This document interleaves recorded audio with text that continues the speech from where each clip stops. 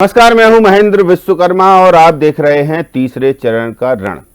तीसरे चरण के रण में 3 बजे तक का अपडेट फिलहाल सामने है, क्योंकि तीसरे चरण का मतदान जारी है। और मतदान कितना हुआ है, क्योंकि मध्य प्रदेश के लिहाज से हम बात कर रहे हैं, मतदान का प्रतिशत और आंकड़े जारी हो गए हैं 3 बजे तक। अभी तक के रुझानों में देखिए, दोपहर 3 बजे तक के मतदान के आंकड़े जारी हैं। ये लोकसभा चुनाव के तीसरे चरण का रण है। तो भोपाल लोकसभा सीट पर 50% से ज्यादा मतदान हो गया है, ऐसे ही ये आपको दिखा रहे हैं पूरे ये आंकड़े। सीधे तौर पर हम आपको बता रहे हैं कि जो आंकड़े जारी किए हैं चुनाव आयोग ने, वो आंकड़े आपकी स्क्रीन पर। तो देखिए, भिंड लोकसभा सीट पर 44% मतदान हो चुका है। दोपहर 3 बजे तक के आंकड़े हम आपको बता रहे हैं। ये बिग अपडेट जो मिला है उसमें देखिए, मध्य प्रदेश की 9 सीटों पर 54% मतदान हुआ है। बैतूल में 59% मतदान, यानी 59.63% मतदान हुआ है। भिंड में 44.18%, राजगढ़ में 63.69% और गुना में 60.16% मतदान, सागर में 53.8% मतदान, बैतूल में 59.63% मतदान हुआ है। ग्वालियर में 59.60% मतदान। मध्य प्रदेश की 9 सीटों पर 54.4% कुल मतदान हुआ है।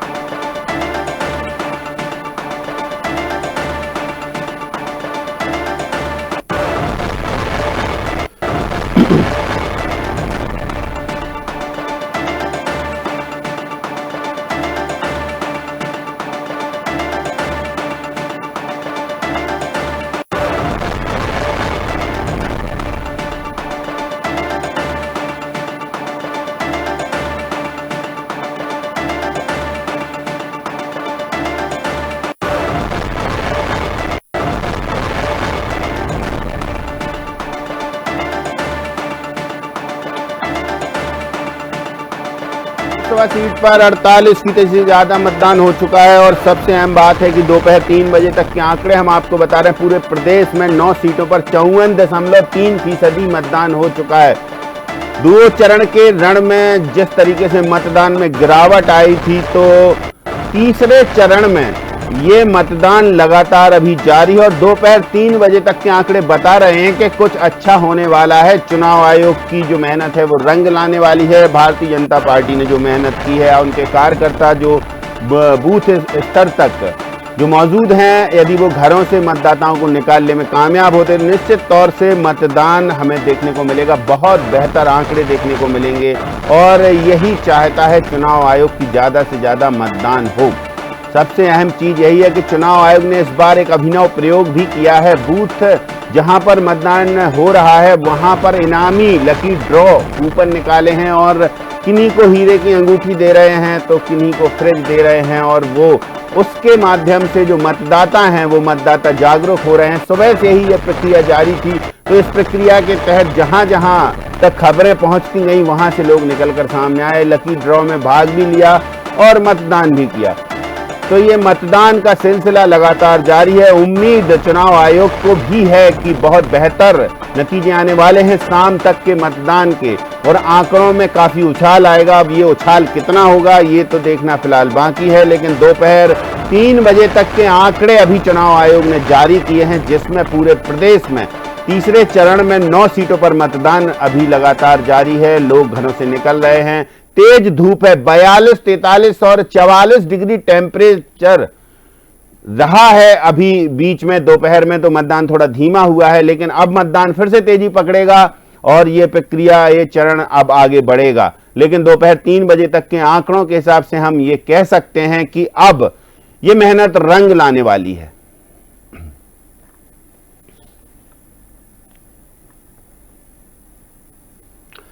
तो चलिए हम चर्चा शुरू करते हैं। हमारे साथ कुछ खास पैनलिस्ट जुड़े हुए हैं, परिचय आपसे कराते हैं। स्टूडियो में मौजूद हैं रवि अवस्थी जी, हम पॉलिटिकल एडिटर हैं। ब्रजगोपाल लोया जी भाजपा से हमारे साथ जुड़े हुए हैं और कांग्रेस से हमारे साथ राजकुमार जी हमारे साथ जुड़े हुए हैं। आप तीनों मेहमानों का बहुत, आनंद जी माफ कीजिएगा, आनंद जी हमारे साथ जुड़े हुए हैं, तो आप तीनों का बहुत स्वागत है। ब्रजगोपाल जी, अब जो कवायद देखी जा रही थी कि 2 चरण में अब मतदान का प्रतिशत थोड़ा धीमा था, लेकिन अब धीरे धीरे आज तो ये उत्साह दिखाई दे रहा है कि 3 बजे तक के आंकड़े बता रहे हैं कि 54% तक मतदान हो गया। कुछ राहत भरी खबर मिल रही है अब।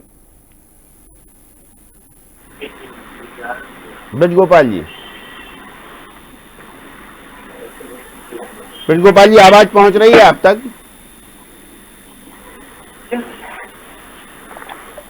शायद आपको आवाज पहुंच रही है क्या मेरी? जी आ रही है आवाज, जी बोलिए। देखिए, हमारे लिए हर वो काम जो लोकतंत्र को मजबूत करता है वो हमारा उत्साह बढ़ाने वाला है। इस देश का लोकतंत्र जितना मजबूत होगा उतना अच्छा लोग अपनी सरकार चुन सकेंगे। ये भारतीय जनता पार्टी की हमेशा की धारणा है। जहां तक प्रश्न इस मतदान का है, हमने पहले भी इस बात का आग्रह किया था कि 26 तारीख को जब दूसरा चरण था और पहला चरण जो 19 तारीख का था, उसमें बहुत बड़ी संख्या में शादी विवाह समारोह थे, उसके कारण मतदान कहीं ना कहीं प्रभावित हुआ है। परंतु अब लोग बिल्कुल फ्री हैं, न उनका खेती का कोई काम है, शादी विवाह मई और जून दोनों माह में नहीं है। मई के पूरे मतदान जितने भी हैं 1 जून तक अब कोई शादी विवाह का सीजन नहीं है। निश्चित मतदान में उछाल आया है और बड़ा उत्साह बढ़ाने वाला मतदान है। लगभग 60% ज्यादातर पर हो चुका है। राजगढ़ में 64% पहुंचने वाला है, विदिशा में 60 है, लगभग ज्यादातर पर 60% मतदान है। यदि हम 1-2 छोड़ दें, खासतौर से भिंड को छोड़ें कि वहां कम मतदान है, अभी हमारी अपेक्षा के अनुरूप कम मतदान है ग्वालियर। तो मैं समझता हूं कि शाम होते होते बहुत उत्साह बढ़ाने वाले आंकड़े होंगे और भारतीय जनता पार्टी और उसके कार्यकर्ता का उत्साह तो चुनाव की घोषणा के साथ ही बढ़ा हुआ था। भोपाल में भी कम मतदान दिखाई दे रहा है। अभी तक के रुझानों की बात करें, 50% अभी नहीं पहुंचा है ब्रजगोपाल जी। नहीं, कहां पर? भोपाल नहीं, भोपाल में 50% से ज्यादा मतदान, 49% मतदान हुआ है। अभी दोपहर 3 बजे तक के आंकड़े जारी किए हैं चुनाव आयोग ने। दोपहर 3 बजे तक जो आंकड़े जारी किए हैं उसमें 49.9% यानी 50% मतदान हो चुका था। और शाम 6 बजते आप देखेंगे कि किस तरह से ये मतदान भी लगभग 65 से 68% तक पहुंच। सभी जितनी भी अच्छी हाई प्रोफाइल सीटें हैं, देखिए गुना हो, राजगढ़ हो या विदिशा हो, बम्पर मतदान की एक आवाज सुनाई दे रही है वहां से। नहीं, निश्चित देखिए, और मैं पूरे आंकड़े लगातार देख रहा हूँ। कुछ बातें, कुछ तथ्य हमें स्वीकार भी करना चाहिए राजनीति में कि कहीं ना कहीं हमें ये देखने में आ रहा है कि ग्रामीण क्षेत्र के मतदाताओं में जितना उत्साह है मतदान के प्रति, उससे कम उत्साह है शहरी क्षेत्रों में। तो ये भी एक बड़ा सोचने का विषय है लोकतंत्र में कि किस तरह शहरी मतदाता इस दिन कभी कोई पार्टी के उसमें चला जाता है, जबकि अवकाश का दिन है और अवकाश इसलिए घोषित किया गया है कि लोग मतदान करें। मैं अभी भी आपके माध्यम से मध्य प्रदेश के मतदाताओं से, देश के मतदाताओं से ये अपील करता हूं कि आप अपना आराम थोड़ी देर के लिए छोड़ें और मतदान करने अवश्य जाएं, क्योंकि मतदान आपका वो अधिकार है जिसके कारण आप एक सरकार चुनते हैं। ऐसी सरकार चुनते हैं जो आपको विकास, परिवारवाद, वंशवाद, इनसे मुक्ति दिलाने वाली सरकार आपको चुननी है। आप अपने घरों से निकलें और मतदान अवश्य करें। ठीक बात। रवि अवस्थी जी, देखिए मतदान का प्रतिशत अब थोड़ा सा राहत देने वाला है, चाहे चुनाव आयोग की बात करें या पॉलिटिकल पार्टियों की बात करें।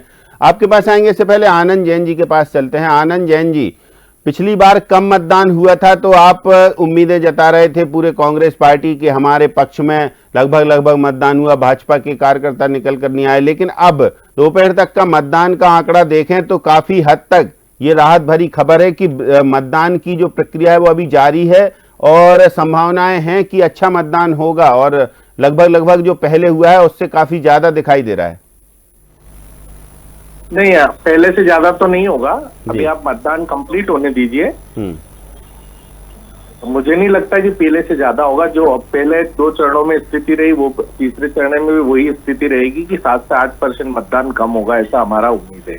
अच्छा, और सबसे बड़ी बात है राजगढ़, गुना और बैतूल, विदिशा, यहाँ 60% का आंकड़ा छू गया है 3 बजे तक। तो यहाँ क्या उम्मीद जताई जा रही है, क्योंकि जो तीनों जगह 4 में से 3 जगह तो बड़ी जबरदस्त मुकाबला है आपका। नहीं देखिए बराबर है, तो ये कुछ जगह थोड़ा सा ज्यादा 1-2%, 3% का डिफरेंस हो सकता है, पर बहुत ज्यादा जो उछाल की बात कर रहे हैं आपकी, बहुत पहले से पिछले चुनाव से एकदम बढ़ के आएगा, वो स्थिति अभी नहीं दिखती है। क्यों, आखिर क्या कारण मानते हैं आप? नहीं देखिए, मौसम का कारण भी है, शादी ब्याह भी है, दूसरा फिर वर्तमान सरकार के प्रति लोगों की उदासीनता है पूरे देश में। अच्छा, कि इन्होंने जो बोला था वो किया नहीं, तो आम जनता को बहुत ज्यादा उत्साह नहीं है मोदी जी के प्रति। अच्छा। जिस तरह से मोदी जी का गुणगान किया 10 सालों में, और उन्होंने जो काम किया उसका कोई प्रतिफल अब जनता को नहीं दिखता है, इसलिए जनता उदासीन व्यवस्था में बैठी है। अच्छा, तो जिसको यानी कि प्रतिफल नहीं दिख रहा है, या जो जनता घर पे बैठी है, उनको कांग्रेस के कार्यकर्ता निकालेंगे नहीं कि आप कम से कम मोदी जी से नाराज है तो कांग्रेस पर भरोसा जताइए? नहीं देखिए, हम तो कांग्रेस पार्टी अब का के प्रत्याशी, कांग्रेस पार्टी के कार्यकर्ता सब अपना अपना काम कर रहे हैं, पर देखिए अगर किसी को जबरदस्ती तो नहीं किया जा सकता, उनको निवेदन किया जा सकता है, तो वो तो कांग्रेस पार्टी शुरू से कर रही है। अगर हम चुनाव में हैं तो ये तो कांग्रेस का बहुत बड़ा नुकसान हो जाएगा इस दिशा से सोचा जाए तो। एक यदि जनता नाराज है कामकाज से सरकार के, और फिर वो कांग्रेस के लिए भी नहीं निकल रही है, तो ऐसे में तो फिर उनका तो नुकसान ठीक है कि जो होना है, लेकिन कांग्रेस का तो बड़ा नुकसान है इसमें कि कांग्रेस को मिलेगा वो वोट तो कम से कम। नहीं देखिए, जो वोट बैंक गिरा है वो कांग्रेस का प्रतिशत ज्यादा रहेगा, बीजेपी का कम रहेगा। अच्छा, ये बिल्कुल बात पक्की है। चलिए, रवि अवस्थी जी हमारे साथ हैं, आप दोनों बने रहिए, लौटेंगे आपके पास। रवि जी देखिए, आनंद जी कह रहे हैं कि जो मतदाता है वो निराश है, हताश है, शादी ब्याह तो हैं ही, तो ऐसे में वो घर से निकल नहीं रहा है। लेकिन और ये जो प्रतिशत अभी तक आंकड़े आए हैं, उन्हें उम्मीद है कि बस यहीं पर थमे रहेंगे, कुछ ज़्यादा बढ़ोतरी नहीं समझ में आएगी पिछली बार की तुलना में इस बार। देखिए मैं जी, जहाँ तक आंकड़ों की बात है तो जो मतदान प्रतिशत है वो अगर कहें कि पिछले दो चरण जो हुए हैं उनसे स्थिति बेहतर नज़र आ रही है, क्योंकि 3 बजे तक अगर आप देखिए कि 54% ओवरऑल और कई जगह तो 60% भी क्रॉस कर गया है, तो ऐसी स्थिति में ये उम्मीद की जा सकती है कि शाम के अभी जो 2-2.5 घंटे बाकी है इसमें स्वाभाविक तौर पर 15 से 20% या 17-16-15% तो मिनिमम आप मानकर चलिए कि बढ़ना चाहिए। तो ऐसी स्थिति में अगर ये होता है तो स्वाभाविक तौर पर आप देखिए कि 54 और अगर पिछली बार 71% के आसपास मतदान इन 9 सीटों पर हुआ था, और तो लगभग स्थिति वही बनने जा रही। लेकिन 71 अगर पिछली बार के चुनाव परिणामों से अगर वोटिंग से अगर इसका कंपेयर करेंगे तो मुझे नहीं लगता कि कोई बहुत ज़्यादा अंतर रहने वाला है। हो सकता है कहीं 1-2% कम हो जाए, 2-4% ज़्यादा हो जाए, 1-2%, लेकिन लगभग इतना 70 के आसपास मतदान पहुंचना चाहिए, मतलब जो स्थिति दिख रही है उसको देखते हुए। और जहां तक देखिए 3 हाई प्रोफाइल सीट की जो बात है, चाहे वो गुना हो, विदिशा हो या राजगढ़ हो, आप सभी जगह देख लीजिए कि गुना में तो बल्कि राजगढ़ में तो 63-64% के आसपास 3 बजे पहुंच गया था, बाकी जगह विदिशा और गुना में 60% के आसपास है। तो ये दिखाता है कि देखिए अगर बड़े चेहरे मैदान में हैं तो स्वाभाविक तौर पर मतदाता भी कहीं ना कहीं ज़्यादा उत्साहित नज़र आता है, और वही स्थिति बन भी रही है। आप ऐसे में आप कह सकते हैं कि मतदाताओं को जागरूक क्यों, एक बड़ी वजह कम मतदान की ये भी है महेंद्र जी कि देखिए गर्मी तो ठीक है अपनी जगह पे, आप कह सकते हैं भाई गर्मी तो 2019 में भी पड़ी थी, तो लेकिन सवाल ये है कि इस बार कहीं ना कहीं जो प्रचार है वो विपक्षी दलों की तरह से कम नज़र आया है, इसमें कोई दो राय नहीं। आप भोपाल में ही देख लीजिए कि इक्का दुक्का जगह आप स्टार प्रचारक देख लीजिए कितने आए निकल कर, 2-3 स्टार प्रचारक कांग्रेस के आए बड़े, जिन्होंने यहाँ सभाएं की। तो एक तरीके से जो ग्रामीण अंचलों में जो एक वातावरण बनना चाहिए, शहरी क्षेत्रों में ठीक है क्योंकि ज़्यादातर सभाएं शहरी क्षेत्रों में ही हुई है, लेकिन जो ग्रामीण क्षेत्रों में जो एक माहौल बनता है चुनाव का, 10 प्रत्याशी मतलब जब जगह जगह से लोग पहुंचते हैं अलग अलग दलों के, तो स्वाभाविक तौर पर उससे एक वातावरण निर्मित होता है, लोगों को पता चलता है कि भाई कौन कौन है, कहाँ है, तो एक वो उसकी वजह भी एक रही कि मतदान प्रतिशत बढ़ता है।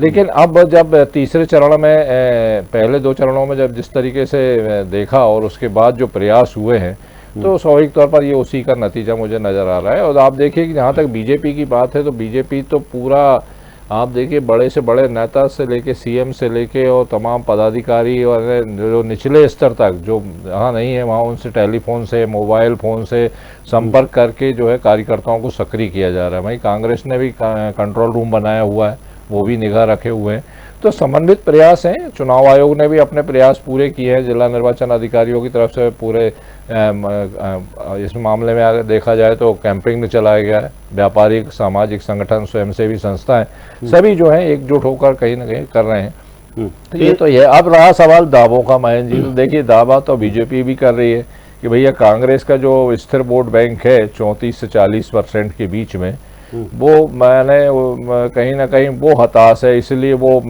तो निकले ही नहीं है वोट डालने, तो फायदा बीजेपी का है। कांग्रेस कह रही कि नहीं, वो तो मोदी जी से नाराज हैं लोग, इसलिए हमारे वाले निकले, उनके वाले नहीं निकले। अब ये तो फैसला 4 जून को होगा कि किसके निकले वोटर्स, वो तो 4 जून को पता चलेगा। ईवीएम बताएंगी कि किसके दावों में कितनी है सच्चाई। ब्रजगोपाल लोया जी, वॉर रूम देखा हमने भारतीय जनता पार्टी का, एक एक बूथ पर बड़ी कड़ी नजर बनाए हुए हैं आप, और पूछ रहे हैं कि ये मतदाता निकला कि नहीं। तो इसकी भी परिणति इसको देखा जाए कि मतदान में जो वोट परसेंटेज बढ़ रहा है, तो भारतीय जनता पार्टी के कार्यकर्ताओं को इतना एनर्जी से भर दिया गया है कि वो मतदाता को निकाल रहे हैं घरों से कि आप वोट तो कम से कम डालिए। मतदाताओं को घर से भी निकाल रहे हैं। और एक और नई रणनीति की बात मैं आपसे करता हूं, एक ऐसी रणनीति जो भारतीय जनता पार्टी ने बनाई और खास तौर से हमने उसे विदिशा लोकसभा में इम्प्लीमेंट करने का प्रयत्न किया है जी। हमने समरस बूथ बनाने का भी इस बार काम किया है। समरस बूथ से तात्पर्य होगा ऐसे पोलिंग बूथ जिन पर एक भी वोट कांग्रेस को ना मिले। और कम से कम मैं विदिशा में आपकी जिम्मेवारी के साथ कह रहा हूं इस बात को कि 100 से ज्यादा पोलिंग बूथ इस तरह के निकलेंगे। हमारे कांग्रेस के मित्र आनंद जाट जी अभी कह रहे थे कि आनंद जैन जी हैं नाराज। देखिए, मैं कुछ बातें मैंने कहा था पहले भी कि राजनीति में कुछ स्पष्टता होना चाहिए, वास्तविकता से सरोकार होना चाहिए। मध्य प्रदेश पूरे में कांग्रेस कहीं चुनाव लड़ते दिखाई नहीं दी। 2 जगह उनके नेता चुनाव लड़ते दिखाई दिए। एक छिंदवाड़ा में जो पहले चरण में मतदान था, जहां कमलनाथ जी अपने पुत्र नकुल नाथ जी के लिए प्रयत्न कर रहे थे। दूसरा राजगढ़ में। इसके अलावा कांग्रेस किसी विधानसभा लोकसभा में चुनाव लड़ते दिखाई नहीं दी, और उसी का परिणाम है ये कम मतदान। क्योंकि आपने देखा कि छिंदवाड़ा का मत प्रतिशत उस दिन भी सर्वाधिक था मध्य प्रदेश में, और आज राजगढ़ का सर्वाधिक है। यानी अगर कांग्रेस कहीं लड़ती भी दिखाई देगी तो 3-4% उसका वोट भी डलता है। तो वो जो उसका वोट डलता है वो कम से कम पोलिंग परसेंटेज को तो बढ़ाता है। और मैं फिर से कहता हूं, जब कांग्रेस पार्टी ने शुरू दिन, अगर आपको याद होगा कि 19 मार्च को कांग्रेस और कांग्रेस समर्थित एक लेफ्ट लिबरल का गिरोह कहलाता है हिंदुस्तान में, उन्होंने जैसे ही ये कहना प्रारंभ किया कि कम मतदान से भाजपा को नुकसान हो जाएगा, कांग्रेस को फायदा हो जाएगा, आपने गौर किया होगा कि कांग्रेस और कांग्रेस समर्थित लोगों में उस दिन से ये होड़ लग गई कि हम मतदान किस तरह कम कर सकते हैं। वो कम करने का मतलब सीधा है कि जो उनके समर्थक हैं वो मतदान ना करें। तो कांग्रेस के लोगों ने अपने राष्ट्रीय नेताओं की बात को माना है, और वो लोग मतदान करने से बच रहे हैं, नहीं जा रहे हैं। मैं एक आपको उदाहरण छोटा सा बताता हूँ। होशंगाबाद संसदीय क्षेत्र में विधानसभा क्षेत्र उदयपुरा, उसका मतदान केंद्र क्रमांक 214, ये वो मतदान केंद्र है जो भारतीय जनता पार्टी लगभग कभी नहीं जीतती। इसमें 475 मुस्लिम मतदाता हैं, अल्पसंख्यक मुस्लिम मतदाता हैं, जो हमेशा से कांग्रेस को वोट देते आए। और इस चुनाव में केवल 173 मुस्लिम मतदाताओं ने उस पर मत डाला है। तो अब दिखाई दे रहा है कि मतदान के प्रति अरुचि कहां से पैदा हुई है, किस वर्ग को पैदा हुई है। तो ये जो देश की वास्तविकता है उसको कांग्रेस नजरअंदाज करती है, परंतु खरगोश की तरह छुपने से या शुतुरमुर्ग की तरह रेत में मुंडी गड़ा लेने से काम नहीं चलेगा। 4 जून भी आएगा, और उस दिन आप देखेंगे कि जब आप आएंगे तो आपकी आंखें खुली की खुली रह जाएंगी कि भारतीय जनता पार्टी ने जनता से जो उम्मीद की थी, जनता ने उसे उस उम्मीद को पहुंचाने का काम किया। और जो हमारा नारा है कि एनडीए के साथ 400 पार, मध्य प्रदेश में 29 के 29 सीटें, और अकेले भारतीय जनता पार्टी 370 सीटें, तो ये आप चरितार्थ होते आप और हम सब देखेंगे 4 जून को। अब तो 1 महीना भी नहीं बचा है। बिल्कुल 1 महीना भी नहीं बचा है। आनंद जैन जी, ब्रजगोपाल लोया जी ने अपनी पूरी रणनीति बता दी कि हम कैसे मतदान को बढ़ाने में सहयोग कर रहे हैं। आप कुछ बताएंगे, क्या स्ट्रेटजी है कांग्रेस की मतदान को बढ़ाने में और जो मतदाता है उसको घरों से निकालने में? ये तो शुरू से भाषण दे रहे हैं मोदी जी भी, अमित शाह जी भी, हर बूथ पे 370 वोट बढ़ेंगे, वो कहाँ है? तो ये बातें करना और इम्प्लीमेंट करने में फर्क है। और भारतीय जनता पार्टी बातें करने में, झूठ फैलाने में, भ्रम फैलाने में माहिर है। अब बाकी चीजें तो जनता डिसाइड करेगी कि जनता किसको वोट देती है। कांग्रेस का वोटर नहीं निकल रहा है, कांग्रेस चुनाव नहीं लड़ रही है, जब आप बीजेपी की निगाह में हम कहीं भी नहीं है, तो फिर भारतीय जनता पार्टी के नेताओं को इतनी हमारी चिंता क्यों है? मेरा ये प्रश्न है इनसे कि इनको दिन रात सपने में हम लोग ही क्यों दिखाई देते हैं, कांग्रेस के लोग? अरे भाई, जब हमारा वर्चस्व नहीं, हम खत्म हो चुके हैं, तो आप बार बार कांग्रेस को टारगेट क्यों करते हैं? इसका मतलब कहीं ना कहीं आपके दिल में, दिमाग में, नेताओं के दिल और दिमाग में कहीं ना कहीं हमारे नेताओं को लेकर, दिग्विजय सिंह जी हो, कमलनाथ जी हो, इनको लेकर कहीं ना कहीं आपको पेट दुखता है कि ये वो नेतृत्व है जो बीजेपी की सरकार बदल सकता है। और कमलनाथ जी ने 2018 में सरकार बदली। तो ये भारतीय जनता पार्टी हमेशा दिग्भ्रमित करती है, और पिछले 10 सालों से इनके नेतृत्व, चाहे मोदी जी हो, चाहे अमित शाह जी हो, पूरे देश को इन्होंने गुमराह किया है। अच्छा। और गुमराह करने के बाद अभी जब ये 400 की बात कर रहे हैं, तो खुद कितने पे लड़ रहे हैं जरा ये तो बताएं। पहले 400 पार, अब 400 पार का एनडीए की बात करने लग गए, जबकि एनडीए भी पूरे 543 सीट पे नहीं लड़ रहा है। तो फिर ये 400 पार की बात क्यों कर रहे हैं? लोगों को गुमराह क्यों कर रहे हैं? और हमारा ये कहना है, ये जनता फैसला करेगी ना, आप भगवान थोड़ी है प्रजातंत्र के और लोकतंत्र के। तो जनता को फैसला करने दीजिए। जनता के मैंडेट से संतुष्ट है कांग्रेस, यानी कि कम भी मतदान होगा तो भी आप संतुष्ट हैं? आनंद जी, देखिए, जनता का फैसला, और जनता भगवान है। जनता के दिल दिमाग में, मन में कोई घुस नहीं सकता है। जनता जो देखती है वो उसके हिसाब से डिसीजन लेती है, और वो अपना फैसला सुनाती है, चाहे मतदान कम हो या ज्यादा हो। वो उनका जैसे राजगढ़, जैसे अभी गोपाल लोया जी ने जिक्र किया, राजगढ़ का जिक्र किया उन्होंने, छिंदवाड़ा का जिक्र किया, जहां पर कांग्रेस दमदारी से चुनाव लड़ रही है, वहां वोट परसेंटेज ज्यादा क्यों? और फिर जहां जी, पूरे हिंदुस्तान में कांग्रेस अपनी दमदारी से चुनाव लड़ रही है। सवाल वहां के मतदाता का है, सवाल वहां के मतदाताओं का कि वो किस तरह से मतदान करते हैं। भाई, बीजेपी भी अगर पूरे देश में, तो उन्होंने कहाँ मतदान करा दिया सब दूर? इनके पास तो बोल रहे हैं कि हमने, ये बोलते हैं कांग्रेस के पास संगठन नहीं है, इनके पास तो आरएसएस का संगठन है। तो फिर ये पहले 2 चरण में क्यों पिछड़ गए? चलिए, 370 वोट की बात करने वाले पर बूथ पे ये कहाँ पिछड़ गए? तो ये सब देखिए, बातें, भाषण देना, बोलना मीडिया में, ये सब अलग चीजें हैं। जाकि बाकी सब पूरे देश की बागडोर जनता के हाथ में है, लोक प्रजातंत्र के हाथ में है। लेकिन वॉर रूम की जहां तक बात कर रहे थे जी, पर डिसीजन नहीं कर सकते जी। आनंद जी, जैसे वॉर रूम की बात कर रहे थे हम, तो वो तो सामने तस्वीरें हैं वॉर रूम की, आपके वॉर रूम की है, मध्य प्रदेश की, और भाजपा के वॉर रूम की है। तो आपके वॉर रूम में सिर्फ एक व्यक्ति मॉनिटरिंग करता हुआ दिखाई देता है, बाकी इनके वॉर रूम में कम से कम 4-5 दर्जन लोग दिखाई देते हैं, हर व्यक्ति के हाथ में फोन होता है। तो ये कैसे माना जाए कि आप एक ही भारी है इतने लोगों पर? देखिए, हमारा जो तरीका है, उनका प्रोफेशनलिज्म का तरीका है, क्योंकि वो आज पेशे से, बाहुबल से सबसे सक्षम है। अच्छा। हमारी पार्टी अभी विपरीत परिस्थितियों में गुजर रही है, पर हम आपको ये आश्वस्त करते हैं कि हमारे आदरणीय अध्यक्ष, माननीय जीतू पटवारी, मुकेश नायक जी, और हमारे अध्यक्ष, प्रदेश अध्यक्ष जीतू पटवारी जी, और हम प्रवक्ताओं की टीम पूरी भारतीय जनता पार्टी में भारी है। यहाँ पे आप अगर 100 लोगों को भी बिठा दें, तो 100 में से जो डिस्कस करना है, मीडिया में जाना है, वो 15 लोग ही जाते हैं। और जो 15 लोग अपनी धारदार हथियार से बात कर सकते हैं, जनता तक बात पहुंचा सकते हैं। कांग्रेस उस विचारधारा पे भरोसा करती है। आप प्रोफेशनल टीम को बिठा लो, आईटी टीम को बिठा लो, मुद्दे की बातें कहाँ है? तो कहीं से कोई शिकायतें आई क्या? किसी सीट पर कोई शिकायत? पूरी फेल ही हो रही है, पर चूंकि अभी इनके पास सत्ता है, इनके पास बाहुबल है, इनके पास पैसा है, तो इनके तो सब ऑफिस भी ऐसी है। नहीं, कहीं मतदान से कोई शिकायतें आई क्या चुनावी वॉर रूम में आपके? नहीं, अभी कोई शिकायत नहीं। 1-2 जगह छोटी मोटी झड़प चलती है, तो वो वहाँ का लोकल इश्यूज रहता है, तो वो लोग देखते हैं। तो वो हमेशा से चुनाव में होता आया है। मुरैना में आज सुबह हुई घटना, उस पर हमारा पूरा वर्कआउट किया, जिसमें कांग्रेस, बीजेपी के लोगों ने कांग्रेस के कार्यकर्ताओं को मारा। तो ये छोटी मोटी घटनाएं होती है, जिसपे हमारा ध्यान रहे, और हमारा पूरा नेटवर्क है, हर जगह से, हर जिले से हमारे पास पूरी इंफॉर्मेशन आती है। आपके दिग्विजय सिंह जी ने सवाल उठाए हैं आज की चाचौड़ा में एक बूथ है, उस पर 12 या 11 वोट पड़े हैं, लेकिन ईवीएम 50 वोट दिखा रही है।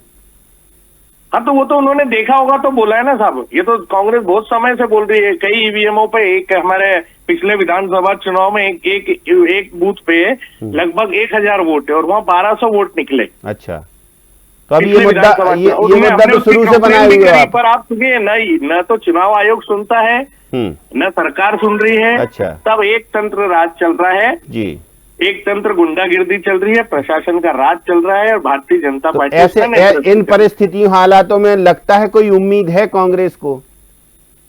देखिए, मैंने आपको पहले भी बोला कि उम्मीद से ही तो चुनाव लड़ा जाता है, उम्मीद पे दुनिया कायम है। मेहनत करेंगे, विपक्ष की भूमिका पूरी निभा रहे हैं ईमानदारी से, प्रदेश में पिछले 25 साल से, देश में 10 साल से। साथ में ईवीएम पर सवाल भी रहती है, साथ में ईवीएम पर सवाल भी हैं। वो तो है सर। प्रजा चलिए, पूरे ब्रिज गोपाल लोया जी के पास वापस चलते हैं, आपका जवाब लेते हैं। ब्रिज गोपाल जी, देखिए, जिम्मेदारी से लड़ रहा है विपक्ष और आपकी पूरी तानाशाही सह रहा है जैसे वो बता रहे हैं, लेकिन ईवीएम का अभी एक जो छोटा सा मामला है वो अभी पकड़े बैठे हैं। तो ब्रिज गोपाल जी, तो संपर्क शायद अभी टूट गया है। जी बताइए, रवि अवस्थी जी क्या कहते हैं? आपके आनंद जैन जी ने जो कहा उससे कितना इत्तेफाक आप रखते हैं? देखिए, जहाँ तक महेंद्र जी ईवीएम की बात है तो वो तो सुप्रीम कोर्ट स्पष्ट कर चुका है, अभी 8-10 दिन पहले ही डिसीजन आया है। और जहाँ तक जिस घटना का आप जिक्र कर रहे हैं, तो कई बार देखिए कई मतदान कर्मी जो है वो की गड़बड़ी की वजह से क्या होता है कि जो शुरुआत में जब मॉक पोल करते हैं तो कई बार वो डिलीट नहीं कर पाते हैं और ऐसे कर्मचारी दंडित भी होते हैं। ऐसा नहीं है कि कोई, जब इतने बड़ी संख्या में मतदान कर्मी हैं, हजारों की संख्या में, तो इक्का दुक्का मामलों में कहीं कहीं इस तरीके में 2-4% मतलब रहता भी है। कई बार तो ये भी हो जाता है कि मतदान कर्मी जब तमाम पूरा वोटिंग हो गई, सब हो गया और मालूम चला कि वो मशीन बंद करना ही भूल गए और ले जाके जैसा तैसा जमा कर दिया, वो मशीन ही बंद हो गई तो उसका तो सारा डाटा डिलीट हो जाएगा। तो इस तरह की तकनीकी त्रुटि होती हैं।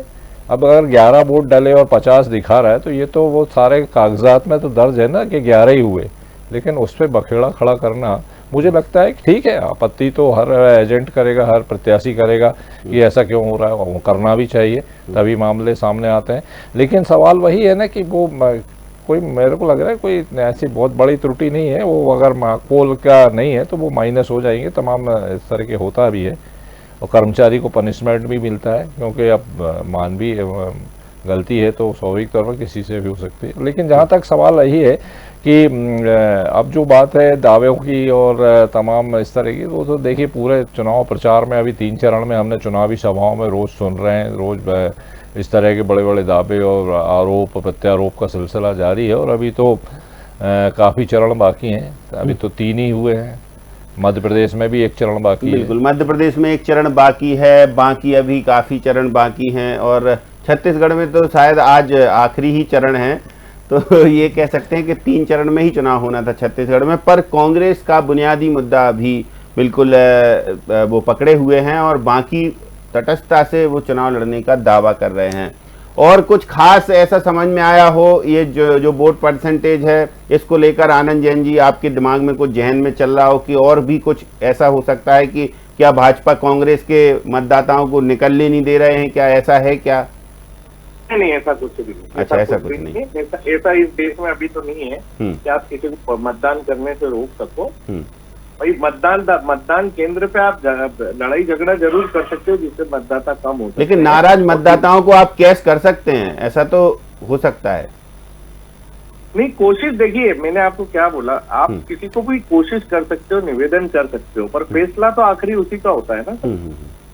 उसमें तो कोई आप किसी की जबरदस्ती। तो इन 9 सीटों में क्या उम्मीद है, कहाँ कहाँ बहुत कांटे का मुकाबला रहने वाला है आनंद जी?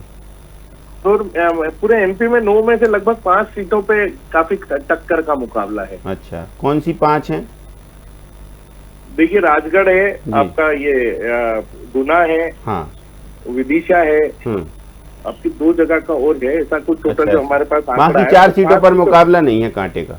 नहीं, कांटे का नहीं है, पर देखिए कांटा की आपने कांटे मतलब हाँ, मतलब हमारा ये कि मुकाबला बराबरी का है, इन 4 जगह पे नहीं है जो आप कह रहे हैं। बाकी तो सब सीटों पे मैंने आपको बोला, हर आदमी अपनी पूरी ताकत से लड़ रहा है, पर जहाँ पे मीडिया का प्रेजेंटेशन रहता है या पब्लिक की कंसंट्रेशन रहता है हाँ, वहाँ पे वो हाई प्रोफाइल थोड़ा सीटें हैं, उन पर थोड़ा लगता है कांग्रेस को। चलिए, बहुत शुक्रिया आनंद जैन जी हमारे लिए समय निकालने के लिए, और विजय गोपाल जी आपका भी शुक्रिया, रवि अवस्थी जी आपका भी बहुत धन्यवाद। तो देखिए 3 बजे तक का अपडेट सामने है और मध्य प्रदेश में मतदान के आंकड़े हमने आपको बताए, किसकी क्या है उम्मीदें और किसके क्या हैं दावे, ये भी हमने आपको बताया कि भाजपा क्या कहती है, भाजपा की क्या तैयारी है, मतदान को बढ़ाने में भाजपा क्या सहयोग कर रही है, कांग्रेस की क्या प्लानिंग है और कांग्रेस के नेता क्या सोचते हैं। तो इन सब बातों का जिक्र हमने किया है। फिलहाल अब फिर से हम थोड़ी देर में हाजिर होंगे, अभी हम लेते हैं आपसे विदा और फिर नए अपडेट के साथ सामने होंगे। नमस्कार।